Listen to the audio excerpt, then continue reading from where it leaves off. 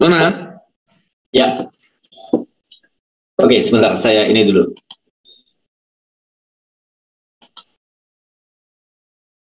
Recording in progress.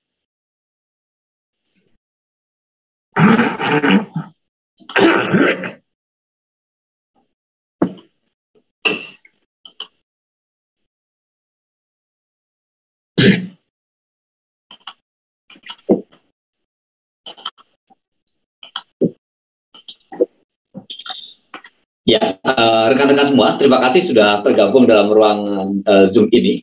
Sebagaimana undangan yang kami sampaikan bahwa pada hari ini Partai Buruh bersama dengan Gerakan Buruh Indonesia akan kembali melakukan konferensi pers terkait dengan beberapa agenda berkaitan dengan aksi peringatan May Day di tanggal 17 Mei. Jadi setidaknya ada 3 hal nanti yang akan disampaikan, yaitu terkait dengan rencana aksi di DPR RI yang akan dilakukan pada tanggal 14, itu rencananya dilakukan pada jam 10 sampai dengan 12. Kemudian setelah itu dilanjutkan dengan kegiatan di Istora Senayan yang akan dilakukan pada tanggal 14 juga di jam 13 hingga 17.30. Tanggal 14 Mei nanti itu ada 17. Dan saat ini sudah hadir bersama kita Bung Said Iqbal, Presiden dari Partai Buruh yang juga Presiden dari KSPI, yang akan menyampaikan secara detail terkait dengan agenda di tanggal 14 Mei. Saya kira itu pengantar dari saya, dan kepada Bung Said Iqbal saya persilakan untuk memulai konferensi pers ini. Terima kasih pada kawan-kawan media, cetak, online, maupun elektronik, televisi, radio, live streaming online. Pada hari ini, para SPSI, KSPI, KPBI, KSBSI, Serikat Petani Indonesia SPI, Forum Guru dan Tenaga Honorer, Jala PRT, Pekerja Rumah Tangga, Buruh Migran, Organisasi Perempuan Percaya, dan beberapa elemen lain, ojek online, ojol, kembali menggelar konferensi pers melalui daring atau Zoom.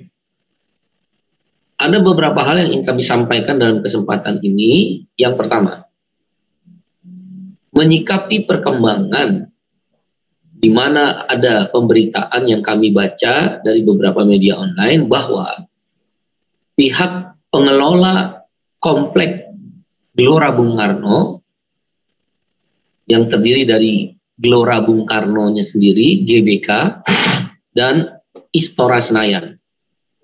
Jadi pengelola komplek GBK itu ada GBK-nya sendiri yang stadion besar dan Istora Senayan yang lebih kecil. Venue-nya ya. Dan juga beberapa yang lain. Stadion Madia dan lain sebagainya. Nah, kami membaca dari media online tersebut bahwa pengelola komplek Bung Karno, public relation-nya atau PR-nya, humasnya, Pak Tri Handoyo kalau saya nggak salah, menyatakan Istora Senayan tidak bisa digunakan untuk kegiatan May Day pada tanggal 14 Mei 2022. Menyikapi apa yang telah dirilis oleh Public Relation Istora Senayan tersebut, izinkan Partai Buruh dan Gerakan Buruh Indonesia memberikan penjelasan yang sebenarnya. Karena rilis dari pengelola komplek GBK termasuk di dalamnya Istora Senayan, rilisnya telah meresahkan kaum buruh dan membuat rilis tidak berkoordinasi dengan pemilik atau otoritas tertinggi dari pengelola komplek GBK termasuk Istora Senayan. Otoritas tertinggi daripada pemilik Istora Senayan adalah pemerintah. Kami menyayangkan rilis daripada PR Istora Senayan yang menyatakan tidak bisa digunakan oleh buruh dalam perayaan May Day pada tanggal 14 Mei meresahkan buruh. Ya, bisa menimbulkan potensi hal-hal yang tidak diinginkan Dan kami sayangkan yang kedua, PR Istora Senayan tersebut atau pengelola komplek GBK tidak berkoordinasi dengan otoritas tertinggi atau pemilik daripada Istora Senayan tersebut. Fakta sebenarnya sebagai berikut. 1, Partai Buruh dan KSPI sudah mengirim surat resmi ke pengelola Istora Senayan. Ada tanda terima. Jadi itu jauh sebelum Lebaran. 1 minggu sebelum Lebaran, surat resmi dari Partai Buruh dan KSPI sudah mengirim resmi. Sampai hari ini tidak dijawab oleh pengelola atau manajemen Istora Senayan sampai hari ini. Selain ke Istora Senayan, Partai Buruh dan KSPI juga sudah mengirim surat kepada manajemen Jakarta International Stadium, JIS. Sampai hari ini pun belum dijawab itu surat. Kita kembali kepada Istora Senayan. Yang kedua, secara telepon, pimpinan pengelola atau manajemen Istora Senayan sudah dilakukan. Rekaman terlampir. Jadi nggak bisa berkelit. Di dalam pembicaraan melalui telepon tersebut memang diarahkan untuk melakukan pendaftaran secara online. 3 minggu sebelum Lebaran, kami melakukan pendaftaran secara online. Tapi karena masih menunggu keputusan dari pengelola JIS juga, maka kami belum melakukan down payment, pembayaran DP, uang muka.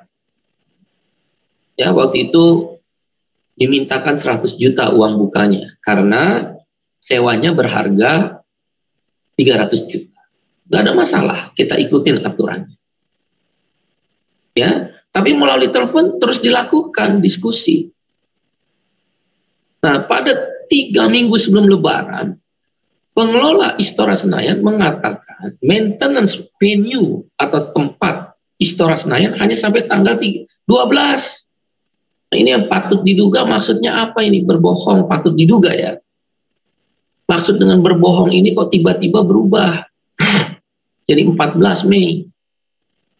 Pemberitahuan awal, pengelola Istora Senayan, tanggal 14 Mei kosong.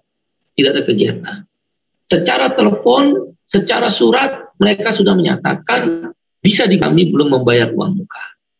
Down payment karena masih menunggu konfirmasi pengelola JIS mana yang harus dipakai. Itu fakta yang kedua. Jadi tidak benar kalau tidak ada surat. Suratnya sudah. Tapi diarahkan untuk online. Online-nya pun sudah. Tapi memang belum bayar uang muka. Tetapi terkonfirmasi baik melalui surat yang sudah dikirimkan ketika diserahkan maupun melalui percakapan telepon, terkonfirmasi 14 Mei, Istora Senayan tidak dipakai. Memang ada maintenance venue, tapi sampai tanggal 12 Mei, itu penjelasannya dari pihak manajemen Istora Senayan.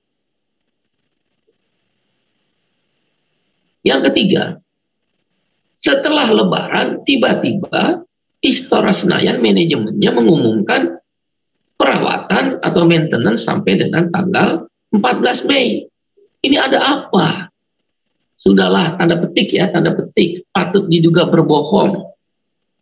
Bahwa kami tidak mengirim surat, bahwa kami tidak berkomunikasi, itu bohong. Terus apa maksud dari yang tadi direncanakan perawatan 12 Mei, kok diperpanjang sampai 14 Mei? Patut juga kebohongan apa lagi nih? Yang dilakukan oleh manajemen ya, sekali lagi manajemen daripada Istora Senayan. Tiba-tiba habis Lebaran tiba-tiba diperpanjang perawatannya, dan kami udah lihat langsung waktu itu nggak ada sesuatu yang sangat urgent. perawatan yang sampai diperpanjang itu. Yang keempat, ya, jadi saya akan perlihatkan bukti karena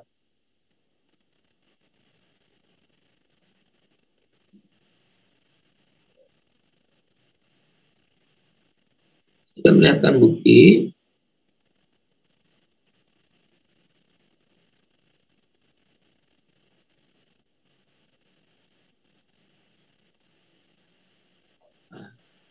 karena sampai hari ini manajemen Istora Senayan tidak menjawab surat permohonan dari KSPI dan Partai Buruh tentang sewa tempat untuk May Day Fiesta 14 Mei 2022, maka kami mengirim surat kepada otoritas tertinggi. Surat KSPI otoritas tertinggi, pemilik daripada komplek GBK itu, baik GBK maupun Istora Senayan. Nah, ini jelas nih surat kami ajukan 3 hari yang lalu ke otoritas tertinggi atau pemilik Istora Senayan. Makanya PR Istora Senayan Pak Tri Handoyo itu ya, kalau saya nggak salah, nggak ngerti masalah. Rilis yang dibuat itu tidak berkoordinasi dengan otoritas tertinggi daripada Istora Senayan dan GBK. Ini suratnya resmi, udah dikirim ke Sekretariat Negara. Ya, jadi rilis daripada Istora Senayan itu berbahaya sekali. Ini ratusan ribu orang, ratusan ribu buruh membuat rilis tanpa berkoordinasi dengan atasan tertingginya, pemilik dari GBK dan Istora Senayan. Jadi rilisnya itu harus dicabut cepat-cepat itu. Ya, jadi jelas karena nggak ada jawaban surat tersebut, kami mengirim surat kepada otoritas tertinggi, yaitu dikirim surat oleh KSPI, otoritas tertinggi, pemilik daripada Istora dan GBK. Jadi itu PR-nya itu nggak ngerti masalah. Harusnya melapor kepada otoritas tertinggi pemiliknya. Dan juga melapor kepada berkoordinasi, setidaknya berkoordinasi dengan aparat keamanan tertinggi. Karena ini aksi ini melibatkan ratusan ribu orang. Apakah kepada Polda Metro Jaya, apakah kepada Mabes Polri, harusnya berkoordinasi. Jangan membuat rilis yang patut diduga bohong bahwa maintenance-nya sampai tanggal 14 Mei. Sebelumnya kok bilangnya 12 Mei. Kenapa sekarang jadi 14 Mei? Ada apa ini? Ya, yang keempat, selain mengirim surat kepada otoritas tertinggi, pemilik daripada GBK dan Istora, KSPI juga sebagai yang akan melakukan menyewa berkoordinasi dengan jajaran Polda Metro Jaya sebagai otoritas keamanan karena menyangkut ada aksi di DPR dari jam 10 sampai dengan jam 12, kemudian ada May Day Fiesta, perayaan May Day pada jam 1 sampai jam 5:30 sore. Makanya pada hari Senin pemangku kepentingan keamanan jajaran Polda Metro Jaya melalui Direktur Intelkamnya Kombes Hirbak memanggil panitia untuk berkoordinasi karena ada dua kegiatan. Ada dua kegiatan ya pada saat tanggal 14 Mei oleh Partai Buruh dan Gerakan Buruh Indonesia. Kegiatan pertama, aksi di depan DPR. Ratusan ribu buruh akan aksi di depan DPR dengan 17 tuntutan dari jam 10 pagi sampai jam 12 siang. Setelah jam 12 siang aksi di DPR, maka masa aksi akan bergerak ke jalan kaki ke Istora Senayan. Ke Istora Senayan. Nah, karena Istora Senayan kapas Hirbak panitia akan berkoordinasi. Salah satu alternatif yang ditawarkan adalah yang di dalam Istora Senayan sesuai kapasitas. Kemudian di luar Istora Senayan ada Selasar. Itu juga puluhan ribu bisa muat, sayap kiri maupun sayap kanan. Ditaruh Videotron.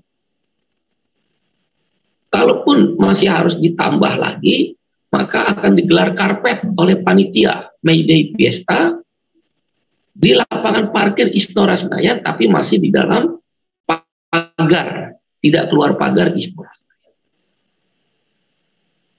Dengan alternatif itu diperkirakan bisa menampung puluhan ribu buruh yang akan melaksanakan May Day Fiesta di Istora Senayan. Dan di Istora Senayan itu bukan aksi, makanya PR-nya Istora Senayan jangan kuper nih kayak Jakpro juga, kuper. Jakpro itu pengelola JIS, kuper, kurang pergaulan. Istora Senayan dan GBK itu sudah terlalu sering dipakai oleh KSPI dan Gerakan Buruh. Sudah sering sekali, sudah biasa. Ikutin prosedur, ikutin aturan main, bayar. Dan selalu saya bilang ada namanya mereka mensyaratkan pengelola itu yang namanya jaminan kerusakan. Kita juga bayar. Kalau nggak rusak diambil uangnya kembali, kalau rusak sesuai kerusakannya dibayar. Ada apa ini pengelola komplek GBK ini? Nggak berkoordinasi dengan otoritas pemilik Istora dan GBK, tidak berkoordinasi dengan otoritas keamanan, dalam hal ini Polda Metro Jaya, kok mengeluarkan rilis. Harus dipertanyakan nih, apa maksudnya. Dengan demikian, Partai Buruh dan Gerakan Buruh Indonesia tetap berpendapat dari penjelasan tadi akan menggunakan Istora Senayan. Karena kami sudah mendapatkan jawaban dari otoritas pemilik Istora dan GBK, bukan manajemen. PR-nya itu nggak ngerti masalah. Dan jangan membuat kegaduhan. Ini orangnya banyak. Kami ikutin aturan main, tertib, bayar, nggak boleh ada keributan. Jangan membuat rilis-rilis yang tidak berkoordinasi dengan otoritas tertinggi pemilik daripada Istora dan GBK mengeluarkan rilis. PR-nya ini harus dipertanyakan dan manajemennya. Sudah clear. Dari otoritas tertinggi dan pemilik Istora Senayan, Partai Buruh dan Gerakan Buruh Indonesia memastikan ada dua kegiatan, dan kami sudah berkoordinasi dengan jajaran Polda Metro Jaya, dengan Mabes Polri, dan positif. Baik penerimaan dari Polda Metro Jaya dan Mabes Polri baik, memfasilitasi aksi supaya aksi berjalan tertib, supaya aksi sesuai aturan main, sesuai buruh juga bisa menyampaikan pendapatnya tapi tidak menimbulkan keributan. Nah, ada dua kegiatan sudah bisa dipastikan melalui konferensi pers ini, dua kegiatan pada tanggal 14 Mei dalam rangka peringatan May Day. Satu, aksi di depan DPR RI. Kalau memang harus dikurangi jumlahnya, kami kurangi. Tapi minimal harus 50.000. Nah, kalaupun jumlah peserta aksi dikurangi, karena nanti kaitannya dengan penggunaan Istora Senayan, minimal aksi di DPR itu 50.000, kalaupun harus kami kurangi. 50.000 orang se-Jabodetabek. Dari jam 10 sampai jam 12. Setelah jam 12 masa aksi bergeser, 50.000 orang itu, kalaupun harus dikurangi sekali lagi ya, nanti kita tunggu hari Senin, diskusi dengan otoritas keamanan Polda Metro Jaya. 50.000 itu bergerak ke Istora Senayan. Sudah fix, boleh. Jadi sebaiknya manajemen Istora Senayan melalui PR-nya berkoordinasi dengan otoritas tertinggi, pemilik daripada Istora dan jangan berbohong kami bilang nggak kirim surat. Sudah kirim surat, karena nggak dijawab kami bikin surat baru ke otoritas tertinggi pemiliknya. Responnya positif. Dan kalau dibilang nggak ada koordinasi, bohong. Telepon sudah 4 kali dengan pengelola komplek GBK, dalam hal ini Istora Senayan. PR itu jangan berbohong, kok PR berbohong. Dan kami yakin benar tidak ada itu 13 dan 14 Mei maintenance. Itu sudah dijawab oleh mereka 3 minggu sebelum Lebaran. Kok sekarang tiba-tiba jadi ada maintenance? Dan kami udah periksa jadwal mereka, Istora Senayan. Itu ada partai tertentu boleh kok menggunakan Istora Senayan. Kenapa giliran kami dipersulit? Ini ada apa nih? PR Istora Senayan dan PR-nya dan manajemen Istora Senayan. Sebaiknya kami sarankan dengan hormat, manajemen Istora Senayan berkoordinasi dengan otoritas tertinggi, melapor, menanyakan, bukan membuat rilis yang meresahkan. Melapor pada otoritas tertingginya apakah diizinkan, karena kami sudah bikin surat. Sampai hari ini insya Allah positif, diizinkan. Kemudian juga berkoordinasi dengan otoritas keamanan. Apakah itu Polda Metro Jaya, ataukah Mabes Polri mungkin. Silakan berkoordinasi. Jangan membuat rilis. Rilisnya aja patut diduga bohong. Sebelum 3 minggu sebelum Lebaran mereka bilang, oke kok 14 Mei. Itu partai politik tertentu, tanggal tertentu juga boleh, itu ada jadwalnya. Ya. Dan kalau dibilang buruh tidak membuat surat, bohong. Bahkan bercakap-cakap melalui telepon itu 4 kali dengan ketua pengelola Istora Senayan. Ada rekamannya. Ya, demikian supaya jelas. Dengan demikian ada 2 kegiatan pada 14 Mei, saya ulangi kembali, yaitu 14 Mei jam 10 sampai jam 12 aksi buruh di DPR RI dengan 17 tuntutan. Kalau harus dikurangi nanti kami koordinasi dengan Polda ya minimal 50.000 orang. Harusnya 100.000 orang, kita kurang jadi 50.000. Tapi bergerak ke Istora Senayan 14 Mei jam 1.13 sampai dengan jam 17.30. Acara di Istora Senayan. Baik yang di dalam, di selasar maupun di parkiran, tapi tetap di dalam pagar Istora Senayan. Muat.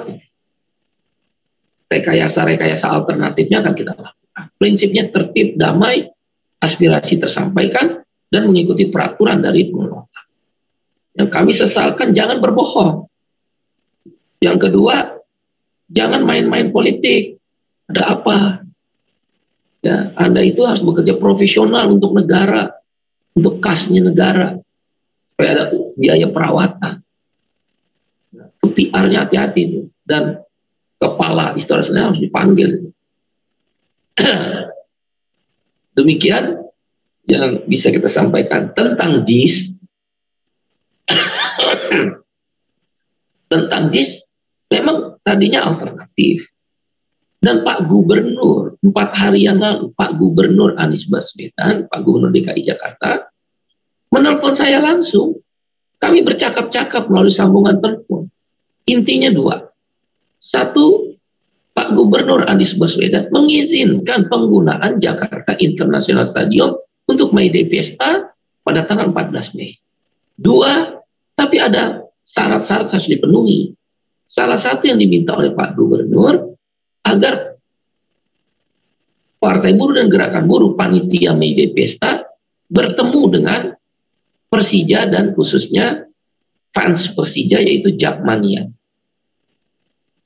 Dan kemarin lusa jadi udah 2 kali, pertemuannya cuma sekali kalau kemarin survei ke JIS-nya.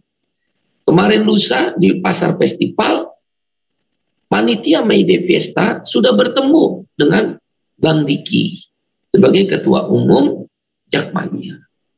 Dalam diskusi obrolan yang sangat baik tersebut, pada prinsipnya Bang Diki mewakili Jakmania mempersilahkan boleh.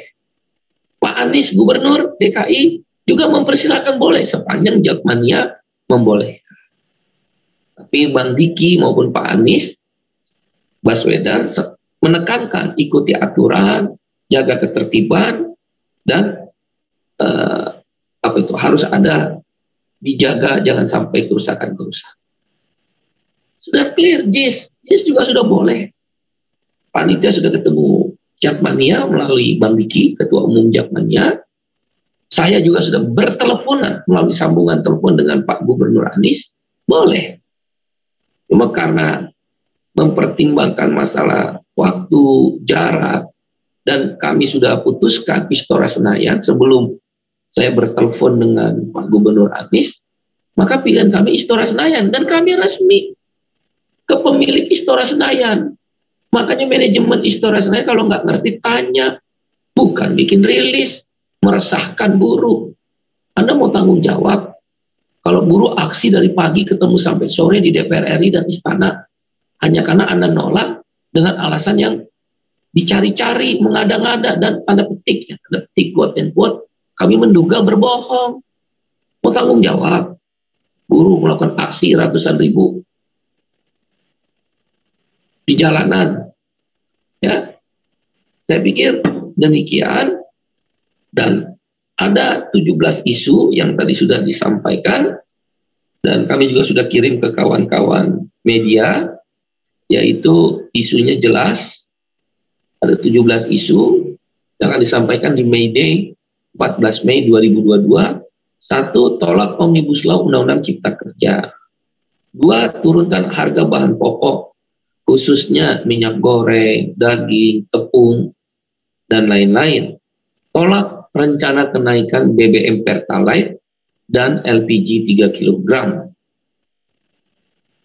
Kenaikan BBM Pertalite dan LPG 3 kg akan berdampak kembali memukul, bahkan mencekik daya beli buruh dan rakyat kecil. Ukurannya bagaimana? 3 tahun upah buruh tidak naik.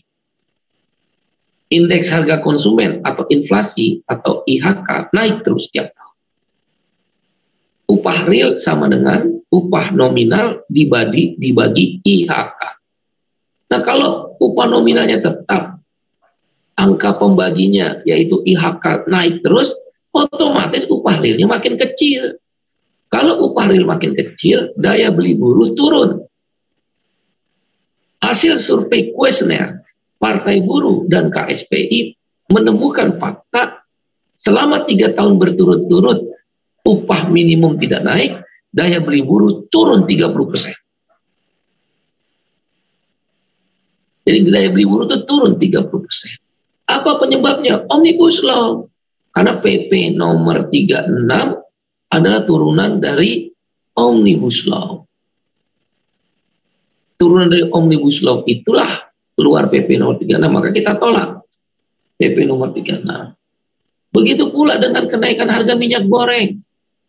Minyak curah itu tetap harganya di atas 14.000 walaupun sudah disubsidi oleh pemerintah.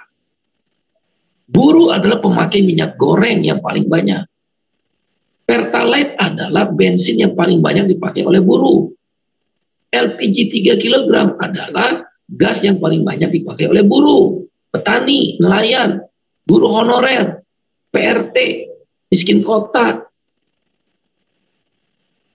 ojol, itu semua pakai LPG 3 kg, bensinnya Pertalite, dan minyak goreng. Nah, ini harganya melambung tinggi. Kalau ada rencana dinaikkan Pertalite dan LPG 3 kg, dan minyak goreng curah masih di atas 14. Yang kami minta minyak goreng kemasan disubsidi. Kan langkah Pak Presiden Jokowi sudah bagus. CPO-nya tidak boleh ekspor, walaupun harus tetap melindungi yang petani-petani kecil. Karena itu ada dampak juga ternyata terhadap CPO yang ditunda, yang ditahan, tidak boleh ekspor. Yang ketiga adalah sahkan RUU PPRT, tolak revisi Undang-Undang P3, pembentukan peraturan perundangan, dan tolak revisi Undang-Undang Serikat Pekerja Serikat Buruh. Ini aneh juga nih. Undang-Undang Serikat Pekerja Serikat Buruh, revisinya diajukan oleh DPD RI. DPD RI ini apa-apaan? DPD RI itu yang terkait dengan otonomi daerah. Ini pasti ada yang memberikan datang ke DPD RI kalangan pengusaha. Karena kalangan buruh tidak pernah meminta revisi Undang-Undang nomor 21 tahun tahun 2000 tentang Serikat Pekerja. Ini apa-apa nih DPD RI untuk melakukan revisi, nggak ada kaitannya. Masuk angin nggak di DPD RI, harus ditanya dulu nih tujuannya, harus ditanya dulu. Kami menolak revisi Undang-Undang Nomor 21 Tahun 2000 tentang Serikat Pekerja. Undang-Undang Perlindungan Pekerja Rumah Tangga kok nggak diajukan oleh DPD RI? Itu jauh lebih penting dari Undang-Undang Serikat Pekerja Serikat Buruh yang direvisi. Sampai hari ini rancangan undang-undang perlindungan pekerja rumah tangga tidak dibuat-buat. Kenapa DPRD RI nggak buat? Jadikan sebagai usulan inisiatif dari DPD RI ke DPR sehingga bisa jadi prolegnas, program legislasi nasional. Keempat, tolak upah murah. Kelima, hapus outsourcing. Keenam, tolak menaikkan pajak PPN 11%. Ini minta maaf ya, Kementerian Keuangan seperti mental company. Nggak ada uang, pajak naikin. PPN itu semua barang pasti kena. Udahlah upah nggak naik 3 periode, 3 tahun berturut-turut, daya beli turun 30%, pajak dinaikin. Ini mental company. Kami minta ditinjau ulang kenaikan PPN menjadi 11% oleh Kementerian Keuangan. Kemudian juga sahkan RPP perlindungan anak buah kapal dan buruh migran. Ketujuh. Kedelapan, tolak pengurangan peserta PBI, jaminan kesehatan. Makin susah aja orang susah. Dan ada 9 juta orang dikurangi oleh Kemensos penerima bantuan iuran dan disetujui oleh BPJS, kartunya udah nggak berlaku. Banyak orang miskin dan tidak mampu yang dicoret namanya sebagai PBI sekarang ngambang. Mau bikin sendiri nggak punya uang, mau pakai kartu BPJS melalui PBI, sudah dicoret. Kami minta Kemensos menyeleksi kembali lah. Dari 9 juta itu yang benar-benar memang harus dicoret berapa? Nggak mungkin 9 juta. Ya. Jadi kami menolak 9 juta lebih penerima bantuan iuran jaminan kesehatan dicoret atau dikeluarkan. 9, wujudkan kedaulatan pangan dan reforma agraria. Kasus minyak goreng menjelaskan kedaulatan pangan kita tidak ada. Negeri penghasil sawit nomor 1 di dunia, tapi kelangkaan minyak goreng harganya mahal. Begitu Bapak Presiden Jokowi bersikap tegas melarang CPO, kok di mana-mana sekarang jadi murah. Ini berarti kan mafia. Dirjennya aja kena. Pecat itu Menteri Perdagangan, kedaulatan pangan dan reforma agraria. 10, stop kriminalisasi petani. 11, biaya pendidikan murah dan wajib belajar 15 tahun gratis. Ini sampai D3 gratis. Sekarang kan 12 tahun wajib belajar. Angkat guru dan tenaga honorer menjadi PNS. Selama ini guru diombang-ambing. Ntar kalau mendekat pemilu baru yang sekarang P3K itu istilah P3K. Yang kontrak, tenaga kontrak oleh pemerintah dengan pemerintah. Diombang-ambing. Udah angkat aja cuma 1,7 juta orang kok guru dan tenaga kerja honorer. Angkat menjadi PNS. Dengan mengangkat di PNS kira-kira hitungan Partai Buruh dan Gerakan Buruh Indonesia tambahannya adalah 2 juta rupiah per orang rata-rata ya. 2 juta rupiah dikalikan 1,7 juta orang ya berarti adalah 3,4 triliun per bulan. 3,4 triliun dikali 12 berarti kira-kira hampir 40 triliun, kecil. Tapi kan sumber daya manusia kita akan naik ketika guru-guru dan tenaga honorer itu diangkat. Masih ada orang dibayar 300.000 rupiah di Wonogiri, masa kerja 30 tahun sebagai guru honorer. Kelewatan.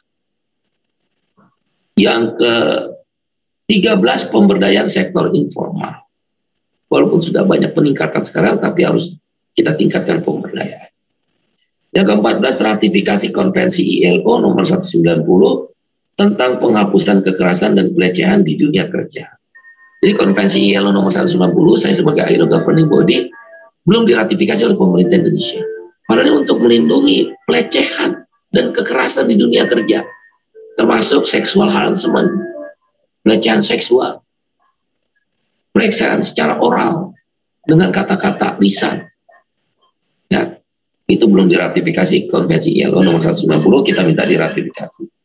Ke-15, laksanakan pemilu tepat waktu 14 Februari 2024 secara jujur dan adil dan tanpa politik uang. Kita minta KPU tegas diskualifikasi partai politik yang ditemukan melakukan politik uang. Banyak partai buruh akan demo terus di depan KPU kalau pemilu tidak jurdil dan pemilu tetap diwarnai politik uang.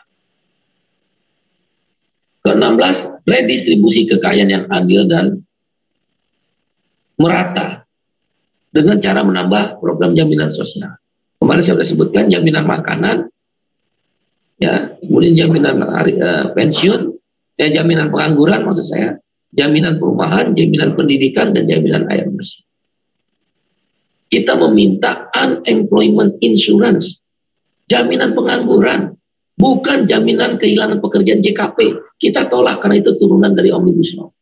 Omnibus Law kita tolak, JKP kita tolak. Karena JKP itu tidak sustainabilitas, tidak berkelanjutan. Kenapa? Karena dia ngambil program iurannya dari jaminan kematian dan jaminan kecelakaan kerja. Kalau jaminan pengangguran, dia iuran baru, nggak mengganggu program jaminan yang lain dari jaminan sosial. Itu yang benar, disebut unemployment insurance. Kita minta jaminan pengangguran, bukan jaminan kehilangan pekerjaan. Kenapa orang nganggur perlu dijamin? Ya waktu dia bekerja bayar pajak. Ketika dia kehilangan pekerjaan, sampai dia mendapat pekerjaan baru, negara bayar. Itu biasa lazim di negara-negara Eropa.